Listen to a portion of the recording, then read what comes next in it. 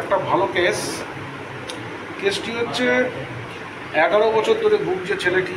একটু জিভটা দেখাবো, ক্যাচেটি, এই জিভটা দেখাচ্ছি, ড্রাই, মাঝখানে মিডিলে ফার্ড আছে, খুব একটা ড্রাই নয়, ক্লিন টাং, অল্প হোয়াইটিস আছে। 11 বছর ধরে ভুগছে। কী প্রবলেম?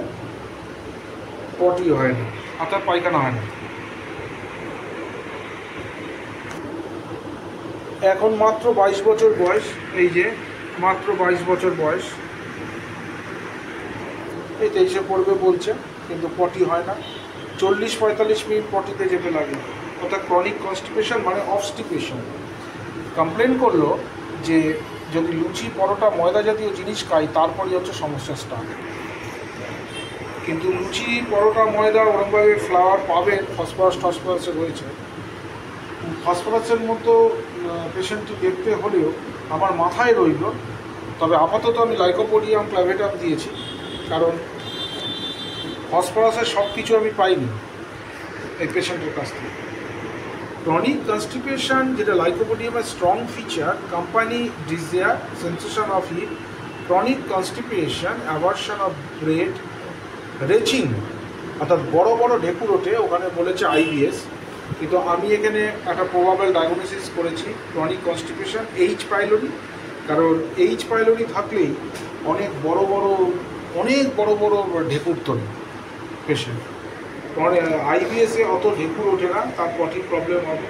আইবিএস ডি বা আইবিএস আমাদের ডায়রিয়া, কিংবা আইবিএস সি, আইবিএস কনস্টিপেশন, এখানে পটির প্রবলেম হবে, পেটের তেমন। কারণ ওর সাথে মিশে থাকে হচ্ছে জেনারেলি অ্যাংজাইটি, মেন্টাল ডিসঅর্ডার মিশে থাকে, কিন্তু এর তো ওইসব কিছু নেই।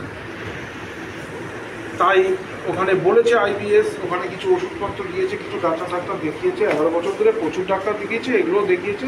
কোন ডাক্তারের এগুলো আমি দেখাবো না, নামটা আরও এখানে আছে।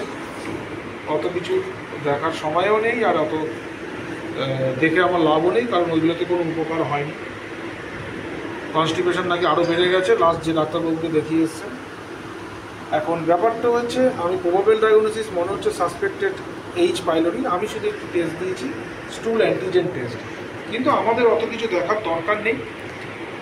পেশেন্টকে আমি lycopodium clavatum 50 millesimal scale of potassium prescribe করেছি, company desire, sensation of chronic constipation, aversion bread, flower, restriction আর ডিজায়ার সুইট।